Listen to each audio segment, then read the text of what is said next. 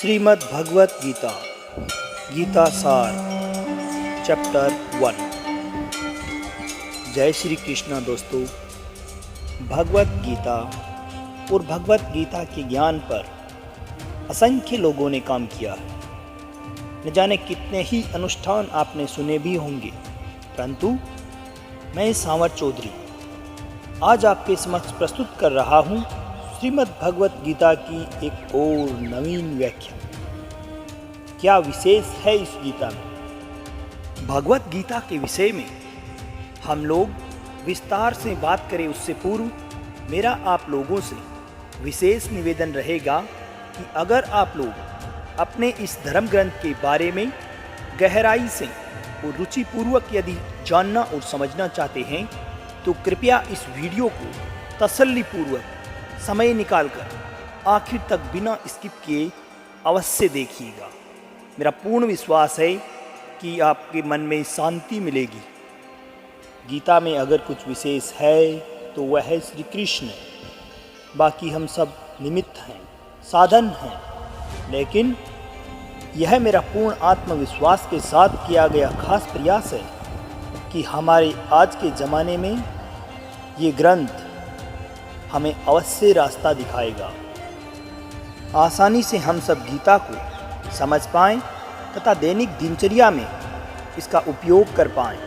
वैसे गीता के बारे में बहुत कुछ कहा गया है, सुना गया है।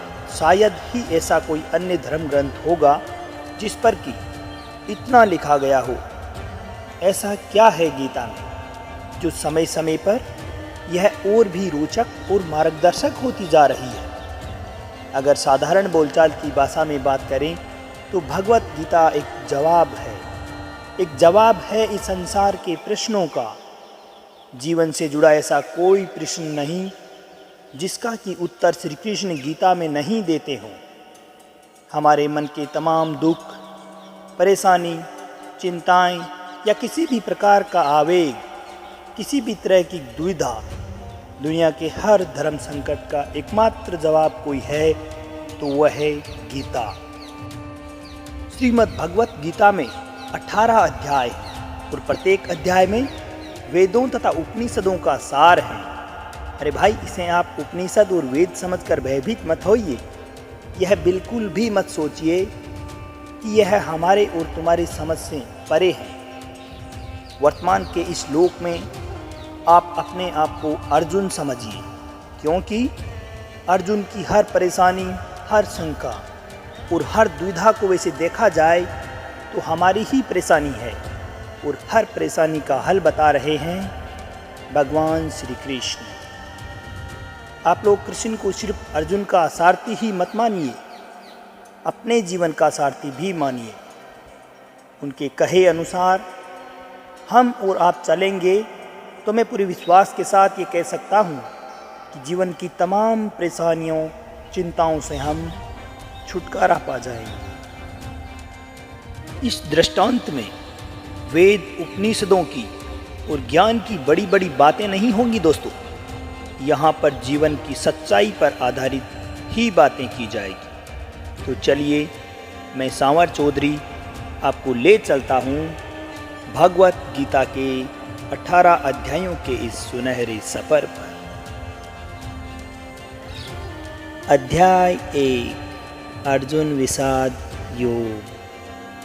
गीता का प्रथम अध्याय है अर्जुन विषाद योग। यहाँ शुरुआत होती है धृतराष्ट्र के सवालों से।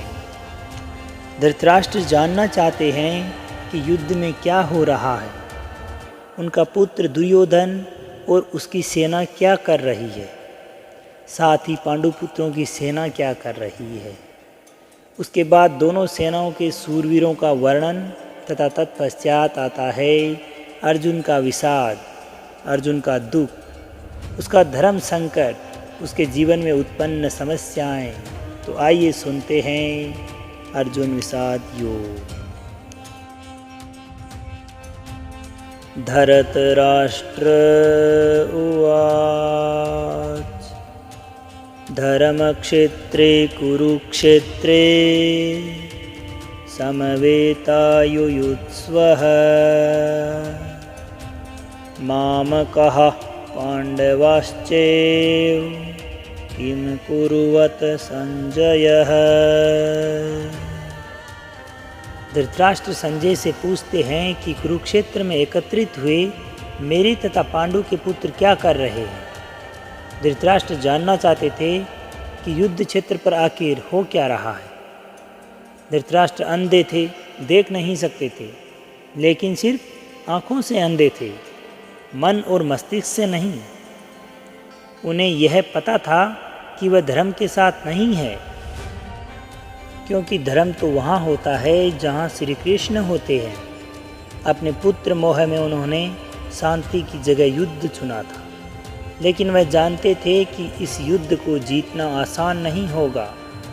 जब भी हम अपने जीवन में कुछ गलत कर रहे होते हैं तो हम स्वयं भी इस बात से परिचित होते हैं दोस्तों कि हमारे किए का नतीजा शायद अच्छा ना हो, और ऐसा ही धृतराष्ट्र के साथ भी हुआ। इसी डर और इसी आशंका में दिखते हैं वो। संजय उवाच दृष्ट्वा तु पाण्डवानीकं व्यूढं दुर्योधनस्तदा आचार्ये मुपसंगम्ये राजा वचनं ब्रवीत। संजय आँखों से देखा हाल बताते हुए उत्तर देते हैं कि हे राजन, दुर्योधन पांडवों की सेना के व्यूह को देख रहे हैं तथा गुरु द्रोणाचार्य को जाकर कहते हैं। संजय को दिव्य दृष्टि प्राप्त थी। युद्ध भूमि से दूर रहते हुए भी वह युद्ध को देख सकते थे। वह जो देख रहे थे वही बता रहे थे। इसमें वह अपनी तरफ से कुछ नहीं बता रहे थे, सिर्फ आँखों देखा हाल बता रहे थे युद्ध का। अर्थात जिस प्रकार से हम लाइव कमेंट्री सुनते हैं, इसी प्रकार संजय भी धृतराष्ट्र को आँखों देखा हाल सुना रहे हैं। इस प्रकार संजय की दिव्य दृष्टि का ही ये कमाल है कि आज हमें गीता सुनने को मिल रही है। पश्यतां पाण्डुपुत्राणाम् आचार्य महतिं चमूं व्यूढां द्रुपदपुत्रेण तव शिष्येण धीमता। हे आचार्य, द्रुपद पुत्र धृष्टद्युम्न जो आपका ही शिष्य है, उसी के द्वारा रचित पांडवों की इस बड़ी भारी सेना के व्यूहाकार रचना को देखिए।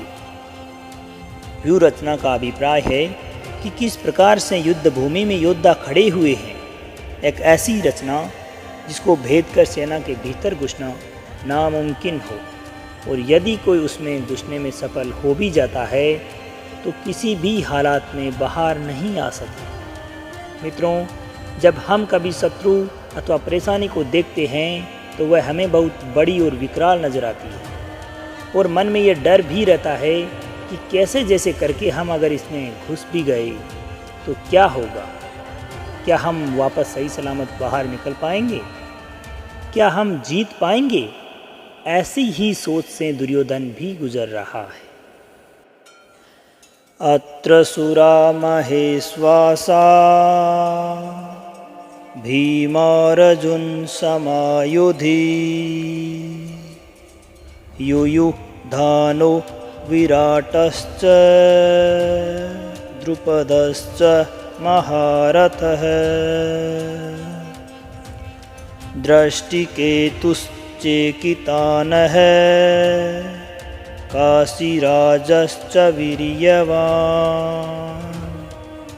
पुरुजित् कुन्तिभोजश्च शैब्यश्च नरपुङ्गः युधामन्युश्च विक्रान्त उत्तमौजाश्च वीर्यवान् सुभद्रो द्रौपदेयाश्च सर्व एव महारथः। इन तीनों श्लोकों में दुर्योधन पांडुपुत्र की सेना के महान योद्धाओं के नाम ले रहे हैं। जब भी कोई युद्ध होता है तो आप अपने सामने खड़ी सेना के योद्धाओं को जांच और परखते हैं। यही काम दुर्योधन भी कर रहा है। दुर्योधन गुरु द्रोणाचार्य से कह रहा है कि बड़े बड़े धनुषों वाले तथा युद्ध में भीम और अर्जुन के समान सूरवीर, सत्य की तरह विराट तथा महारथी राजा द्रुपद, दृष्टिकेतु, चेकितान तथा बलवान काशीराज पुरुजित, कुंती भोज और मनुष्यों में श्रेष्ठ शैब्य, पराक्रमी युधामन्यु तथा बलवान उत्तमौजा, सुभद्रा के पुत्र अभिमन्यु तथा द्रौपदी के 5 पुत्र, ये सभी महारथी हैं। इससे हमें ये पता चलता है कि चाहे शत्रु हो या शत्रु के जैसी कोई समस्या, उसके बारे में सब कुछ अच्छे से जान लेना चाहिए। दोस्तों, समस्या के हर पहलू के बारे में हमें पता होना चाहिए। समस्या के हर पार्ट, हर अंग का मालूम होना चाहिए, जैसा कि दुर्योधन भी कर रहे हैं। अस्माकं तु विशिष्टा यतानि बोधः विजोतं नायकः मम सैन्यस्य संज्ञार्थं तान् ब्रवीमीते। आगे कहता है कि हे ब्राह्मण श्रेष्ठ, पांडवों की सेना के योद्धाओं को तो हमने देख लिया, अब अपने पक्ष में भी जो प्रधान है उनको भी जरा आप देख लीजिए, समझ लीजिए। शत्रु की सेना की जानकारी के बाद दुर्योधन अब अपनी सेना में जो जो सेना नायक और प्रमुख योद्धा हैं उनके बारे में बताते हैं। समस्या के बारे में सब कुछ जान लेने के बाद बारी आती है अपने पक्ष में सोचने की। यह जानना होता है दोस्तों कि हमारे क्या क्या स्ट्रॉन्ग पॉइंट्स हैं, हम किन किन क्षेत्रों में मजबूत हैं, ताकि हम समस्या पर विजय पा सकें। जिस प्रकार आपने अपनी समस्या के हर पहलू के बारे में सोचा, विचार किया, उसी प्रकार आपको अपने बारे में भी संपूर्ण आकलन कर लेना चाहिए। भवान् भीष्मश्च कर्णश्च कृपश्च समित्यञ्जयः अश्वत्थामा विकर्णश्च सोमदत्तिस्तथैव च। युधिष्ठिर गुरु द्रोणाचार्य को बताते हैं कि सबसे पहले आप पितामह भीष्म तथा कर्ण और संग्राम विजयी कृपाचार्य तथा अश्वत्थामा, विकर्ण और सोमदत्त का पुत्र बहिश्रवा के बारे में जानिए।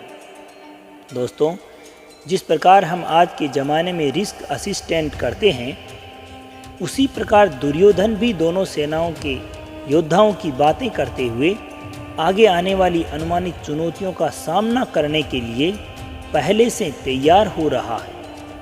किसी भी चुनौती का सामना करने से पहले उसे इतना जान लेना चाहिए, परख लेना चाहिए, ताकि चुनौती से लड़ते समय कुछ भी नया ना लगे।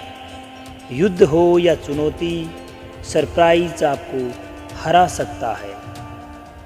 अन्य च बहवः सुरा मदरथे तत्यजीवितः नाना शस्त्रप्रहरणः सर्वे युद्धविशारदः। दुर्योधन गर्व के साथ कहता है कि मेरे लिए जीवन की आशा त्याग देने वालों की कोई कमी नहीं है।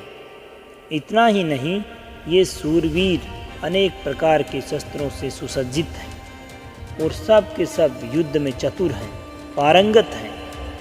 वह युद्ध नीति में इस प्रकार से पारंगता हासिल की हुई है कि दुर्योधन के एक इशारे पर लड़ने मरने के लिए तैयार है। उन्हीं को देख दुर्योधन खुश हो रहा है। दुर्योधन के साथ युद्ध में लड़ने के लिए सूरवीर थे जो उसके लिए मरने के लिए तैयार हैं। लेकिन आप जब अपने जीवन में चुनौती से लड़ते हैं तो आपके साथ कौन होता है? आपके साथ होता है आपका हुनर, आपकी मेहनत, आपकी हिम्मत, आपके संगी और आपके अपने रिश्तेदार। जैसे सूरवीर दुर्योधन के लिए कुछ भी करने को तैयार हैं, वैसे आपके साथी भी आपके लिए कुछ भी कर सकते हैं। अपर्याप्तं तदस्माकं बलं भीष्माभिरक्षितं पर्याप्तं त्विदमेतेषां बलं भीमाभिरक्षितं। दुर्योधन आगे कहता है कि भीष्म पितामह द्वारा सुसज्जित उनकी सेना अजेय है और शत्रु की सेना भीम द्वारा रक्षित है। अर्थात दुर्योधन कहना चाहते हैं कि भीम की सेना को वह आसानी से जीत सकते हैं। दुर्योधन यहाँ घमंड दिखा रहा है, जो आपको जीवन में कभी नहीं दिखाना है दोस्तों। क्योंकि अगर दुर्योधन जानता कि वह दूसरी सेना को हरा देगा, तो फिर वह युद्ध ही क्यों करता। युद्ध को जीतने के लिए दूसरे को हराना पड़ता है। यदि चुनौती या समस्या को देखकर हमें लगता है कि हम जीत जाएंगे, तो हमें अपने आप पर आत्मविश्वास तो हो सकता है, लेकिन घमंड नहीं। क्योंकि अगर घमंड हुआ तो वह आपके हारने की शुरुआत होगी। आयनेषु च सर्वेषु यथा भागम अवस्थितः भीष्ममेवाभिरक्षन्तु भवन्तः सर्व एव हि। दोनों सेनाओं के इस प्रकार के वर्णन से दुर्योधन इस बात पर पहुंचना चाहता है, और वह यह है कि हर किसी को अपने स्थान से अपने अपने मोर्चों में रहते हुए निसंदेह भीष्म पितामह की रक्षा करनी होगी। इसका तात्पर्य यह है दोस्तों कि आप होने वाले युद्ध में सबसे अधिक उसकी रक्षा करते हैं जो युद्ध के नज़रिए से सबसे ज़्यादा महत्वपूर्ण हो। जैसे कि दुर्योधन और उसकी सेना के लिए भीष्म पितामह है। भीष्म पितामह के हारने का मतलब था युद्ध हार जाना, और उनके बचे रहने का मतलब आप युद्ध नहीं हार सकते। अपनी बहुमूल्य चीज़ को तब तक बचा के रखना चाहिए जब तक कि आप युद्ध पर विजय प्राप्त ना कर लें। तस्य संजनयेन हर्षं कुरुव्रतः पितामहः सिंहनादं विनद्योच्य शंखदद्मो प्रतापवान्। शंख उद्घोषणा होती है होने वाले युद्ध की। कौरवों में सबसे वृद्ध, सबसे प्रतापी पितामह भीष्म ने उच्च स्वर में सिंह की दहाड़ के समान गरज कर ऐसा शंख बजाया कि दुर्योधन के हृदय में हर्ष उत्पन्न हो गया। युद्ध जीतने के लिए अपने पक्ष में माहौल बनाना पड़ता है, अपने आप को दिलासा भी देना पड़ता है कि हम युद्ध में जीतने में सक्षम हैं। ऐसा ही पितामह भीष्म ने किया, और ऐसा ही हमें भी करना चाहिए। ततः शंकाश्च भैर्यश्च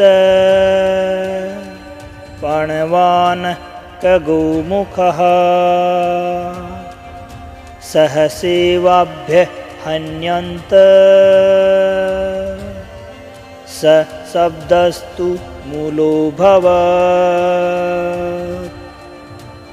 युद्ध भयंकर होते हैं, और यह इतिहास में आज तक के सबसे भयंकर युद्धों का आरंभ था। भीष्म पितामह के शंख के बाद नगाड़े तथा ढोल, मृदंग और नरसिंगे आदि बाजे सब एक साथ ही बज उठे। इन बाजों का नाद संगीतमय नहीं था, बहुत ही डरावना था।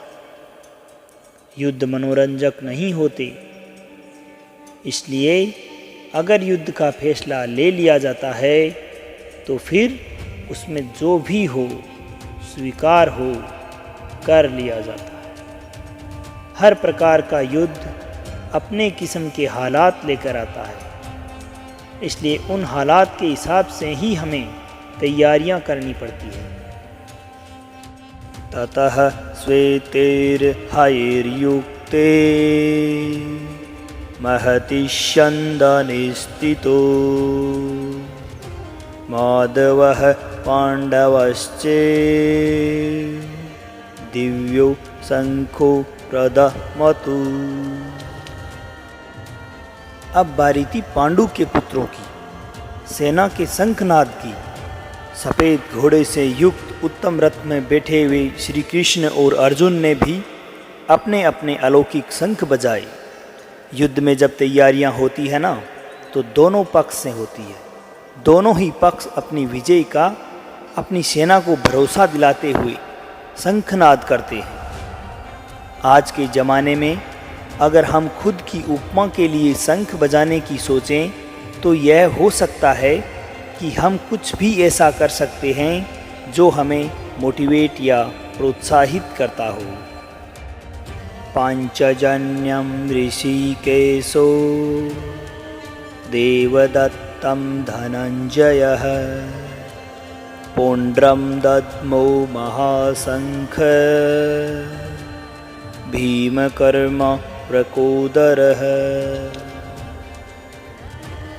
श्री कृष्ण के शंख का नाम है पांचजन्य, अर्जुन के देवदत्त।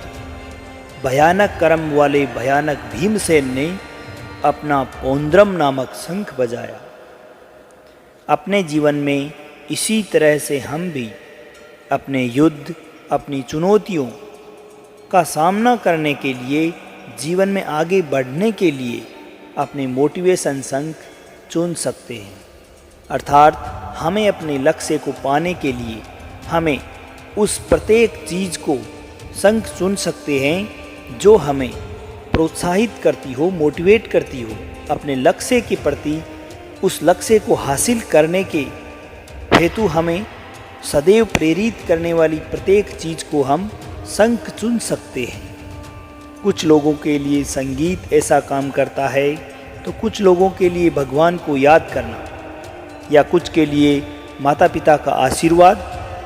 अपने शंख आप स्वयं चुनिए और युद्ध के लिए तैयार हो जाइए।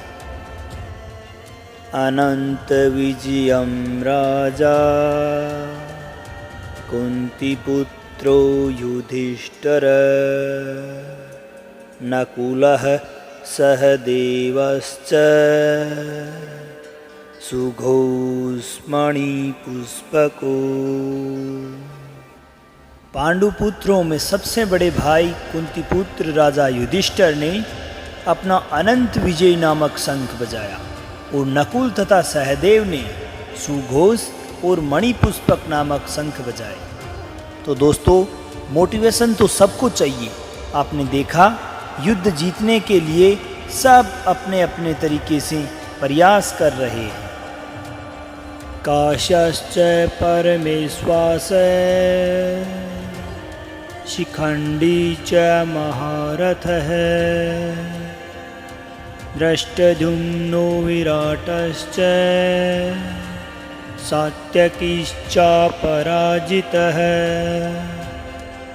द्रुपदो द्रौपदेयाश्च सर्वशः पृथ्वीपते सौभद्रश्च महाबाहु शंखान् दद्मो पृथक् पृथक्।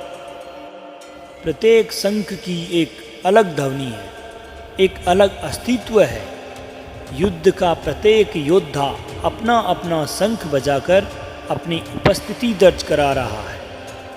श्रेष्ठ धनुष वाले काशीराज और महारथी शिखंडी एवं दशद्युम्न, राजा विराट और अजेय सात्यकी, द्रुपद और द्रौपदी के पांचों पुत्र और बड़ी भुजाओं वाले सुभद्रा पुत्र अभिमन्यु हैं। संजय धृतराष्ट्र को बताते हैं कि हे राजन, सब ने अपनी ओर से अलग अलग शंख बजाए। दोस्तों, महाभारत का युद्ध ऐसा युद्ध था जिसमें हर बड़े से बड़ा योद्धा भाग ले रहा था। ऐसे बिरले मौके को कोई कैसे छोड़ सकता था। मेरे लिए ध्यान देने वाली बात यह है कि सच्चा योद्धा तो वही है जो युद्ध के लिए सदैव तत्पर रहे। युद्ध को आप अपना जीवन माने या चुनौती माने, जो भी माने, लेकिन युद्ध के लिए सदैव तैयार रहे। इसलिए सभी योद्धा शंख बजा बजा कर अपना रणभूमि में होने का एहसास करा रहे हैं। सघोषो धर्तराष्ट्राणां हृदयानि वेदारय नभश्च पृथ्वीं चे तुमुलो वेणुनादयन्। युद्ध से पहले जैसे आप शत्रु को अपनी शक्ति दिखाकर डराने का प्रयास करते हैं, वैसे ही यहाँ पे भी हो रहा है। संजय कहते हैं कि उस भयानक शंखनाद के शब्द ने आकाश और पृथ्वी को भी गुंजाते हुए धृतराष्ट्रों के अर्थात आपके वालों के हृदय विदीर्ण कर दिए हैं। जब आप होंकार भरकर चढ़ाई करते हैं तो बड़े से बड़े शत्रु को भी आपका डर लगने लगता है। ये होंकार ऐसी होनी चाहिए कि एक बार के लिए आपका शत्रु भी सोचे कि मैं किससे युद्ध करने जा रहा हूँ। आप चाहे किसी इंस्टीट्यूट में साक्षात्कार हेतु जा रहे हों या किसी से मिलने के लिए या किसी प्रतियोगी परीक्षा में भाग लेने के लिए जा रहे हों, आपकी प्रतिभा ऐसी होनी चाहिए कि सामने वाला आपके कौशल से प्रभावित हो जाए। अर्जुन उवाच अथ व्यवस्थितान् दृष्ट्वा धर्तराष्ट्रान् कपिध्वजः प्रवर्ते शस्त्रसम्पाते धनुरुद्मे पाण्डवः ऋषिकेशं तदा वाक्यम् ईदमाह महीपते सेनयोरुभयोर्मध्ये रथं स्थापयामि अच्युत। अब अर्जुन अपना मोर्चा संभालकर डटे हुए अपने द्वंद्वियों को देखते हैं और फिर अपना धनुष संभालते हुए ऋषिकेश श्री कृष्ण से कहते हैं कि हे अच्युत, मेरे रथ को दोनों सेनाओं के मध्य में खड़ा कीजिए। अच्युत अर्थात अटल, जो अपने स्थान से हटे नहीं, जिसका नाश नहीं हो सकता। श्री कृष्ण भगवान का एक नाम अच्युत भी था। और अब अर्जुन अपने सारथी के दोनों सेनाओं के बीच जाने को कह रहे हैं।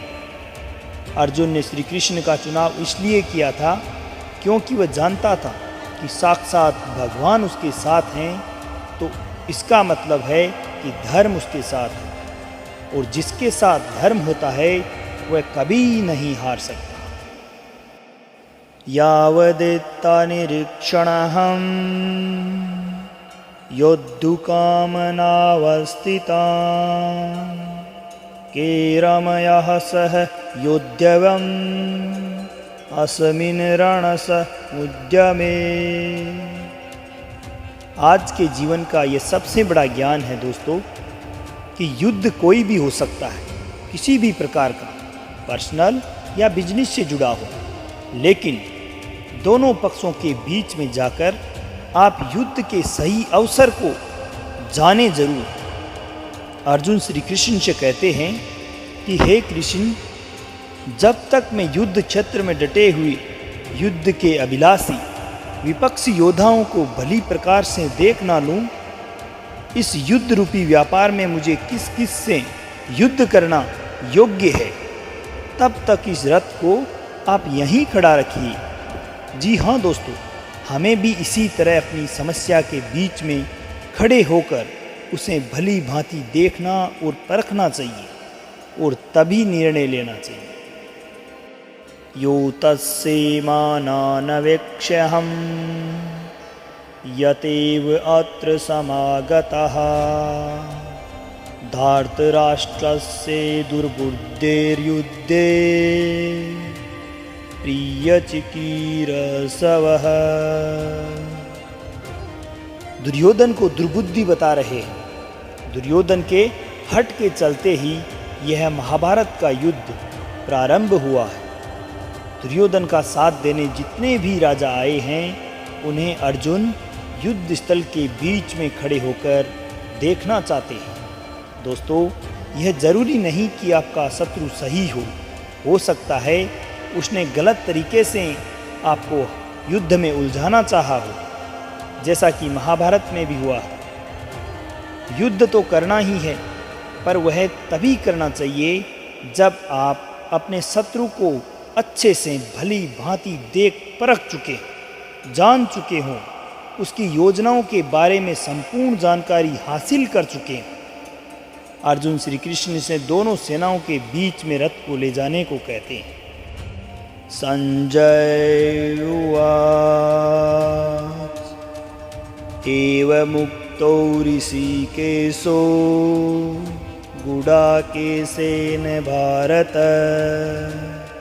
सेनयोरुभयोर्मध्ये स्थापित्वा रथोत्तमम् भीष्मद्रोणप्रमुक्तः सर्वेषां च महीक्षितान् उवाच पार्थ पश्येतान् समवेतान् कुरुनीति।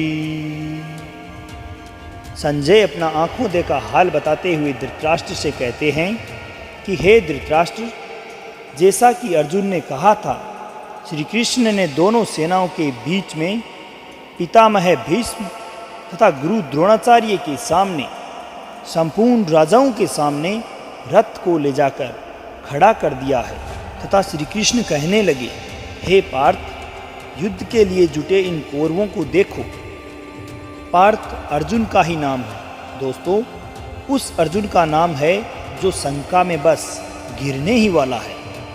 पार्थ हम भी हो सकते हैं जब हम अपने आप को शंका में गिरा पाते हैं, तब मदद के लिए श्री कृष्ण भी हमसे दूर नहीं होते और ना ही उनकी गीता दूर होती है। तत्र पश्यतस्थितान् पारतः पितृनथः पितामहान् आचार्यान् मातुलान् भ्रातॄन् पुत्रान् पौत्रान् सखींस्तथा। कुंती का एक नाम प्रथा भी था। प्रथा पुत्र अर्थात कुंती पुत्र पार्थ दोनों ही सेनाओं के मध्य उपस्थित अपने ताऊ, चाचा, दादा, परदादा, गुरु, मामा, भाइयों, पुत्रों और पोतों को देख रहे हैं। महाभारत को इसीलिए तो धर्म युद्ध कहा गया है। ऐसा युद्ध जो धर्म के लिए किया गया है। और इस युद्ध का एक बड़ा परिवार दो हिस्सों में बंट गया। आधे संगे संबंधी एक तरफ, आधे दूसरी तरफ। हर किसी को फैसला करना था कि वह युद्ध में किसका साथ देगा, दुर्योधन का या अर्जुन का। स्वसुरान् सुहृद्यश्चैव सेनयोरुभयोरपि तान् समीक्षेष कौन्तेय सर्वान् बन्धूनवस्थितान्। इन सब सगे संबंधियों के साथ साथ अर्जुन अपने मित्रों को, ससुरों को, सुहृदयों को भी देख रहे हैं, प्यार कर रहे हैं। पूरा जीवन पांडु पुत्रों तथा धृतराष्ट्र पुत्रों के बीच बिताया। सारे सगे, सारे संबंधी एक ही तो हैं। दोनों पक्षों में अपने ही लोग तो हैं, किंतु अब अपनों के ही दो पक्ष बन गए हैं। उनमें से एक शत्रु पक्ष है। हर किसी से अर्जुन की लड़ाई नहीं थी, लेकिन अब युद्ध में वे सब उसके शत्रु थे, जो उसे उनके साथ लड़ना ही होगा। कृपया पर्याविष्टो विसीदत्रीदं ब्रवीत् दृष्टेवं स्वजनं कृष्ण युयुत्सुं समुपस्थितम्। अपने करीबी एकदम अर्जुन के अपने सामने खड़े थे, लेकिन विपरीत पक्ष में उन उपस्थित संपूर्ण बांधवों को देखकर कुंती पुत्र अर्जुन अत्यंत करुणा से युक्त होकर शोक करते हुए श्री कृष्ण से कह रहे हैं। यहीं से शुरुआत होती है दोस्तों, आरंभ होता है अर्जुन के विषाद का, दुख का, जिसके लिए संपूर्ण गीता की रचना हुई। श्री कृष्ण को मार्गदर्शन के लिए एक ऐसी रचना करनी पड़ी जो हमेशा हमेशा हर किसी को सही राह पर चलने के लिए सदैव प्रेरित करती रही है और आगे भी करती रहेगी। सीदन्ति मम गात्राणि मुखं च परिशुष्यति वेपतुश्च शरीर में रोमहर्षश्च जायते। युद्ध की बात करना आसान होता है, लेकिन युद्ध करना कठिन। ऐसा ही अर्जुन के साथ भी हुआ। यही दोस्तों हम सबके साथ भी होता है। ऐसी ही शंका का निवारण, ऐसी असमंजस स्थिति से उभरने की शिक्षा हमें श्री कृष्ण द्वारा गीता से मिलती है। दुखी अर्जुन कहते हैं कि हे कृष्ण, युद्ध क्षेत्र में डटे हुए युद्ध के अभिलाषी इस स्वजन समुदाय अपनों को देखकर मेरे अंग शिथिल होते जा रहे हैं, ठंडे पड़ रहे हैं, जैसे अंगों में शक्ति ही ना रह रही हो, तथा मुख सूखा जा रहा है और मेरे शरीर में कंप रोमांच हो रहा है, अर्थात कंपकपी छूट रही है। ऐसा हमारे साथ भी होता है ना, कि जैसे कि हम युद्ध के सम्मुख होते हैं, ऐसा लगता है जैसे हमारी शक्ति ही खत्म हो रही हो। परीक्षा की घड़ी के समय भी ऐसी ही घबराहट होती है ना। गांडीवं संत्रस्ते हस्तत्वक्चैव परिदहते न च शक्नोम्यं वस्तुं भ्रमत्युच मे मनः। अर्जुन अपने दुख को बता रहे हैं। उनका दुख दोस्तों हमारे दुख से परे नहीं है।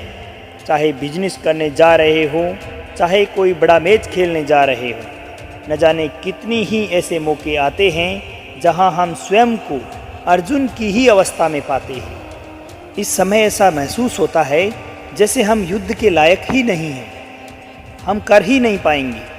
अर्जुन के हाथ से उनका गांडीव अर्थात धनुष छूट रहा है तथा उनकी त्वचा भी जल रही है और मन भ्रमित सा हो रहा है, इसलिए वह खड़े रहने में भी असमर्थ सा महसूस कर रहे हैं। निमितानि च पश्यामि विपरीतानि केशव न च श्रेयो अनुपश्यामि हत्वा स्वजन्माहवे। विश्व का सबसे बड़ा योद्धा अर्जुन हताश है। युद्ध से पहले अगर आप अपने आप को कांपता हुआ पाते हैं, देखते हैं कि डर के मारे आपका मुंह सूख रहा है, तो आपको निश्चय ही लगता है कि आप हारने वाले हैं। दुनिया ख़त्म सी होती दिखती है। ऐसा लगता है कि जीवन में सब कुछ खत्म हो गया है, चारों तरफ अंधकार सा महसूस होता है। ऐसे ही समय में हमें एक उचित मार्गदर्शक की ज़रूरत होती है। इसलिए अर्जुन श्री कृष्ण से कहते हैं कि हे केशव, मैं लक्षणों को भी विपरीत ही देख रहा हूँ तथा युद्ध में अपने ही समुदाय को मारकर कोई कल्याण भी नहीं दिखता। अपनों की जान लेकर मुझे क्या फायदा होगा। न कांक्षे विजयं कृष्ण न च राज्यं सुखानि च किं नो राज्येन गोविंद किं भोगैर्जीवितेन वा। अर्जुन बात को स्पष्ट रखते हैं। डर में सब व्यर्थ लगता है तथा अर्जुन कहते हैं कि हे कृष्ण, मैं ना तो विजय चाहता हूँ ना ही राज्य। हे गोविंद, हमें ऐसे राज्य से क्या प्रयोजन है तथा ऐसे भोगों से और जीवन से भी क्या लाभ है। इस विषाद में, संशय में, डर या घबराहट में अर्जुन सब कुछ छोड़ देने को, त्याग देने को तैयार है। धन, दौलत, दुनिया उन्हें कुछ भी नहीं चाहिए। वो इस प्रकार भयभीत और डर गए हैं कि दुनिया की तमाम खुशियों को छोड़कर इस समय बस युद्ध से बचना चाहते हैं। इन लक्षणों को हमें भी पहचानना चाहिए ताकि ऐसी अवस्था में हम भी वही करें जो आगे श्री कृष्ण बताएंगे। ये सारमथे कांक्षितम नो राज्य भोगा सुखानि च त इमे अवस्थिता युद्धे प्राणामस्ते कत्वा धनानि च। अर्जुन कहते हैं कि हमें जिनके लिए राज्य भोग और सुखादि अभिष्ट हैं वही सब धन और जीवन की आशा को त्याग कर इस युद्ध में खड़े हैं। सोचिए, जीवन का हर युद्ध, हर काम हम अपनों के लिए करते हैं। हमारे सारे काम, सारे फायदे, सुख, शांति, भाग दौड़ सिर्फ और सिर्फ अपनों के लिए होती है और यहाँ पर हमें अपनों को ही मारना पड़ रहा है। इससे बड़ी दुविधा और क्या होगी। और वही अपने आप को मारने के लिए खड़े हैं और आपको भी उन्हें मारना ही पड़ेगा। इस प्रकार की दुनिया किस काम की, यही उलझन अर्जुन के मन में है। आचार्यः पितरः पुत्रास तथैव च पितामहा मातुला स्वःसुरा पुत्रः श्यालः संबंधिनस्तथा। अर्जुन के सामने खड़े हैं उनके गुरुजन, ताऊ, चाचे, लड़के, दादे, मामे, ससुर, पुत्र, साले और भी कई सारे संबंधी लोग। अर्जुन अपने हर संबंधी को करीब से समझ रहे हैं और समझकर उन्हें बता भी रहे हैं। एतान् हन्तुमिच्छामि घनत्वपि मधुसूदन अपि त्रैलोक्ये राज्यस्य हेतुः किं नु मही कृते।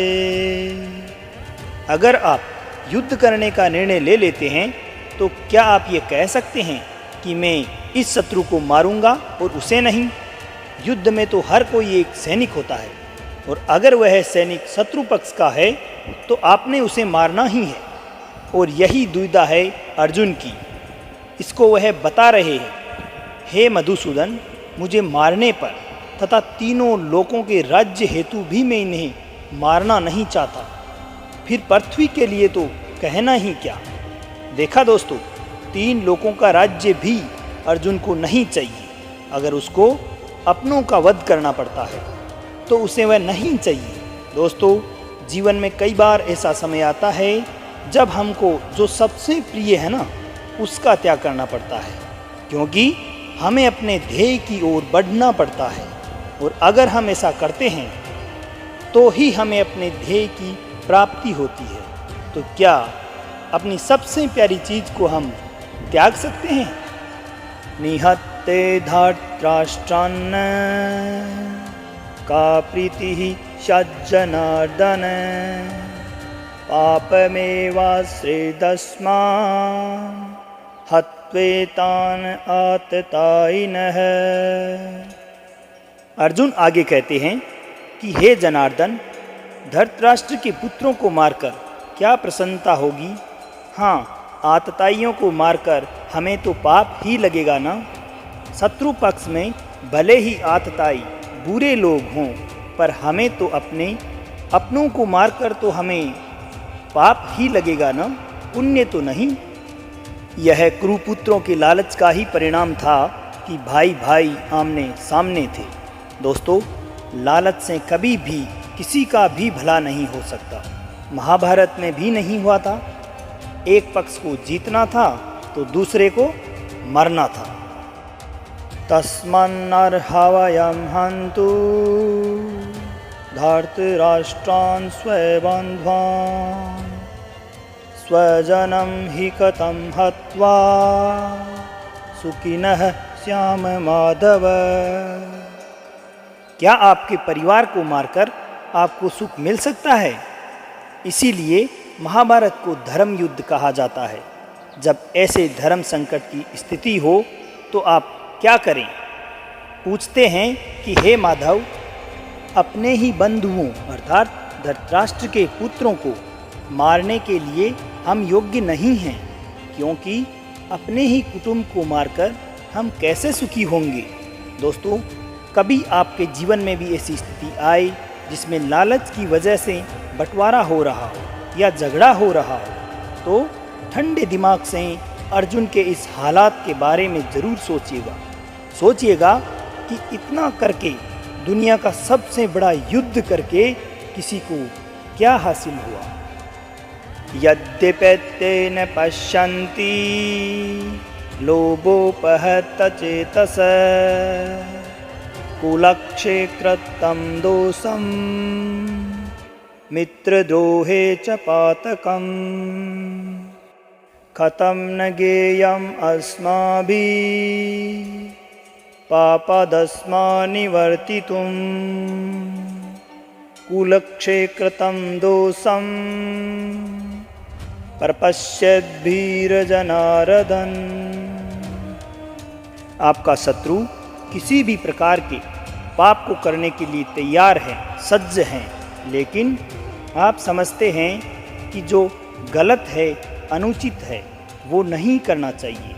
इन दोनों श्लोकों में अर्जुन ने इसी दुविधा को बताया है। यद्यपि लोभ से भ्रष्टचित्त हुए ये लोग कुल के नाश से उत्पन्न दोष को और मित्रों का वध करने से लगने वाले पाप को नहीं देखते, फिर भी हे जनार्दन, कुल के नाश से उत्पन्न दोष को जानने वाले हम लोग इस पाप से हटने के लिए क्यों नहीं विचार करना चाहिए। शत्रु गलत कर रहा है, वह इस गलती को नहीं समझता, लेकिन आप तो समझते हैं। क्या उसके लिए आप तैयार होंगे दोस्तों? कुलक्षय प्रणश्यन्ति कुलधर्मः सनातनः धर्मे नष्टे कुलं कृत्स्नं धर्मो अभिभव अद्यु। जहाँ परिवार खत्म हो जाता है वहाँ कुछ नहीं बचता। कुल का नाश होने का मतलब सब कुछ खत्म हो जाना। ऐसी ही स्थिति में अर्जुन फंसे हुए हैं। वह कहते हैं कि कुल के नाश से सनातन कुल धर्म नष्ट हो जाते हैं तथा धर्म का नाश हो जाने पर संपूर्ण कुल में पाप भी फैल जाता है। अर्जुन जो कहना चाहते हैं वह यह है कि यदि परिवार नष्ट हो जाता है तो धर्म नष्ट हो जाता है। तो धर्म के नष्ट होने पर पूरे कुल में, संपूर्ण परिवार में पाप बढ़ जाते हैं। परिवार ही है जो हमें अपनी जड़ों से, अपने आदर्शों तथा संस्कारों से जोड़ कर रखता है। उसके खत्म हो जाते ही समाज में चारों तरफ पाप बढ़ने लगता है। दोस्तों, आप चाहे तो अपने चारों तरफ भी देख सकते हैं। जहाँ परिवार का सम्मान नहीं होता वहाँ किसी भी बात का सम्मान नहीं होता और समाज पतन की ओर ही जाता है। अधर्माभिभवात् कृष्ण प्रदुष्यन्ति कुलस्त्रियः स्त्रीषु दुष्टासु वार्ष्णे जायते वर्णसंकरः। किसी भी परिवार की भलाई परिवार की स्त्रियों पर निर्भर करती है। अगर कोई घर बनता है तो वह परिवार की महिला की वजह से ही बनता है।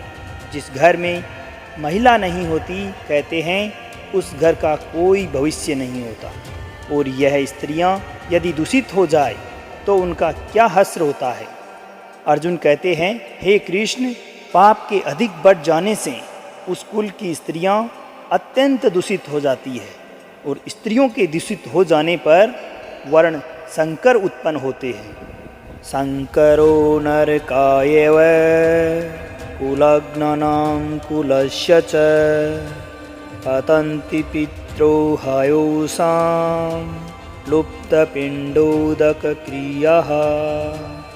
वर्ण संकर उत्पन्न होने का मतलब यह है कि जहाँ वर्ण या समाज की मर्यादाओं को महत्व नहीं देते हुए गलत तरीके से, गलत वर्णों के मेल से जब संतान की उत्पत्ति होती है तो वह संतान सब कुछ खत्म कर देती है। इसलिए समाज के नियम बड़े सोच समझ कर बनाए गए हैं दोस्तों, और इतने हजारों वर्षों की सोच और उन नियमों को बिना सोचे समझे नहीं तोड़ना चाहिए। अर्जुन इसी बात का वर्णन कर रहे हैं कि हे कृष्ण, वर्ण संकर कुल घातियों को और कुल को नरक में ले जाने के लिए ही तो होते हैं। लिप्त हुए पिंड और जल की क्रिया वाले अर्थात श्राद्ध और तर्पण से वंचित इनके पितृलोक भी अधोगति को ही प्राप्त होते हैं। दोषरे ते कुलग्नानां वर्ण संकर कारके उच्छादन्ते जाति धर्मा कुल धर्माश्च शाश्वतः। अर्जुन ने कहा, इन वर्ण संकर कारक दोषों से कुल घातियों के सनातन कुल धर्म और जाति धर्म नष्ट हो जाते हैं। जहाँ वर्ण संकर होता है वहाँ धर्म का नाश निश्चित है। वर्ण संकर की वजह से, जैसे कि अर्जुन ने बताया, कुल के धर्म का नाश होता है और जाति के धर्म का भी नाश हो जाता है। जब कोई अपने धर्म का पालन नहीं करेगा, अपने कर्तव्य का निर्वाह नहीं करेगा और समाज अपनी मनमानी करके अगर कोई नियम नहीं मानेगा, तो फिर समाज कैसे रह जाएगा। समाज तो नाम ही कायदे और कानून का है। जब सब सम्मान के साथ बिना किसी डर के एक साथ रह सके, वही तो समाज है। उतसन्न कुल धर्मणां मनुष्याणां जनार्दन नरके अनियतं वासो भवतीत्यनुशुसूरम। हे जनार्दन, जिनका कुल धर्म नष्ट हो गया है, उस मनुष्य का अनिश्चित काल तक नरक में वास निश्चित है। हम ऐसा सुनते आए हैं। महाभारत के समय कुल की मान्यता इतनी थी दोस्तों कि अगर किसी के कुल का नाश हो जाता था तो यह माना जाता था कि यह अब हमेशा के लिए नरक में ही रहेगा। इसलिए अपने कुल की रक्षा करना, उसके सम्मान को बचाना, उसका नाम रोशन करना इतनी बड़ी बात मानी जाती थी। अर्जुन ही नहीं, ऐसा हम भी सुनते आए हैं कि जो अपने धर्म का, कुल का सम्मान नहीं करते, वह सदैव नरक में ही जाते हैं। इसे आप ऐसे भी मान सकते हैं कि जिस स्थान पर धर्म नहीं होता, वह स्थान स्वतः ही नरक बन जाता है। अपने चारों तरफ ही देखिए ना, ऐसी कई जगह, कई स्थान आपको आज के युग में भी देखने को अवश्य मिल जाएंगे। अहो बत महत्पापं क्रतुं व्यवसिता वयं यद्राज्ये सुखलोभेन हन्तुं स्वजन्युद्धता। अर्जुन आगे स्वयं को दोष देते हैं और कहते हैं कि हम लोग बुद्धिमान होते हुए भी जो राज्य और सुख भोग हेतु अपने स्वजनों को मारने के लिए तत्पर हो गए हैं।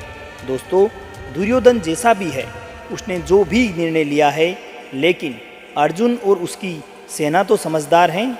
क्या ऐसा करना उसके लिए ठीक है? बेवकूफ़ का पाप शायद माफ़ भी हो जाए, लेकिन बुद्धिमान से बहुत कुछ अच्छा करने की उम्मीद की जाती है।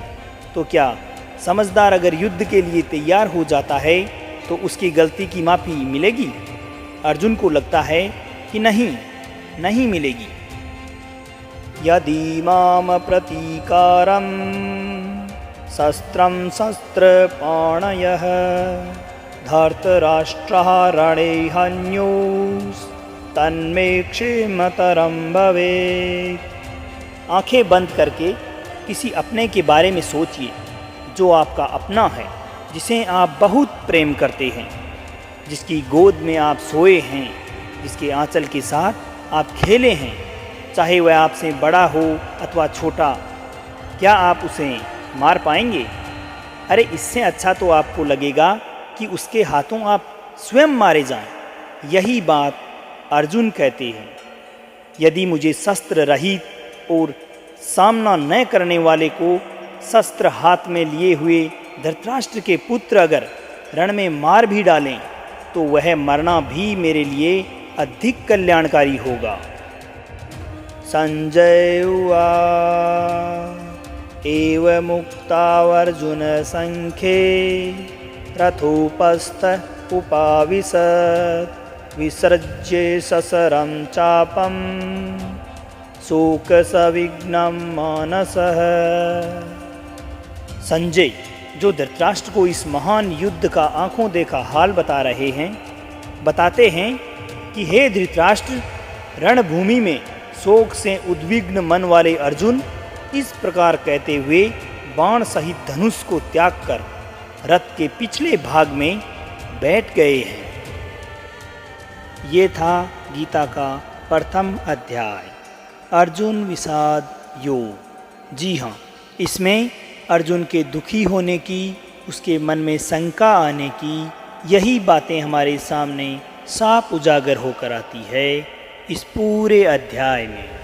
इसके बाद के अध्याय में श्री कृष्ण अर्जुन के दुख का, शंका का, परेशानी का तथा प्रश्नों का निवारण किस प्रकार से करते हैं उसके बारे में जानेंगे और सुनेंगे।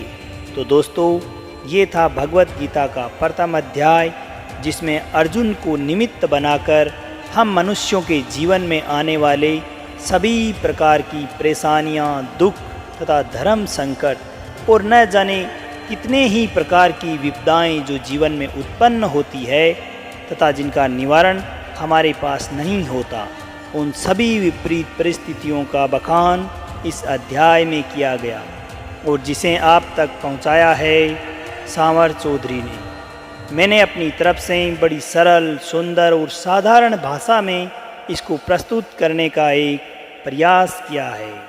इसके बाद के अध्याय में श्री कृष्ण अर्जुन के दुख, शंका, परेशानी तथा प्रश्नों का निवारण किस प्रकार से करते हैं उसके बारे में जानेंगे और सुनेंगे।